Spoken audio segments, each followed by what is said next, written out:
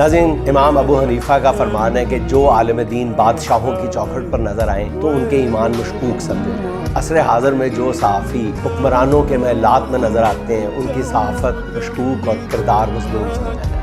جب ایوارڈز کی منڈی ناظرین لگائی دی گئی تھی تو پھر کئی عظیم ہستیاں ان اعزازات سے محروم کیوں رکھی گئیں؟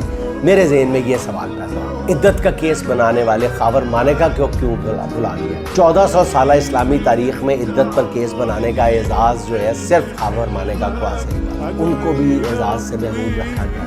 پھر جج ہمایوں دلاور، جج محمد بشیر، جج سکندر ذوالقرنین، جج ناصر جاوید رانا کی خدمات بھی بلا دی گئی۔ افسوس ہوتا ہے عدالت اور قانون کے شعبے میں صحافت جیسی خدمات انجام دینے والوں کو کیوں نظر انداز کر دیا گیا؟ جس طرح صحافیوں کو نوازا گیا لیکن عدلیہ کو کیوں نوازا نہیں گیا؟ میرا یہ سوال۔ سب سے زیادہ پریشانی تو مجھے اس بات پہ ہوئی ہے کہ قاضی فائز عیسیٰ کو کسی نشان یا کسی امتیاز یا کسی ستارے یا کسی ہلال کے قابل کیوں نہیں سمجھا گیا؟ موجودہ نظام کی مضبوطی کے لیے انہوں نے جو خدمات انجام دی ہیں وہ قومی تاریخ میں کوئی آج تک دوسرا منصف نہیں کر سکتا۔ اس سے بھی زیادہ حیرانی بات مجھے اس بات پہ ہوئی ہے کہ سکندر سلطان راجہ کو بھی کسی ایوارڈ کے قابل نہیں سمجھا گیا، حالانکہ وہ موجودہ حکمرانوں کے محسن اعظم ہیں۔ جس طرح انہوں نے 17 سیٹیں جیتنے والوں کی حکومت بنوائی، وہ پاکستان ہی نہیں معلوم انسانی تاریخ کا انوکھا ترین واقعہ ہے۔ سکندر سلطان راجہ کی خدمات کے سامنے میرا خیال ہے کہ ایک ایوارڈ نہیں، ایک تمغہ بھی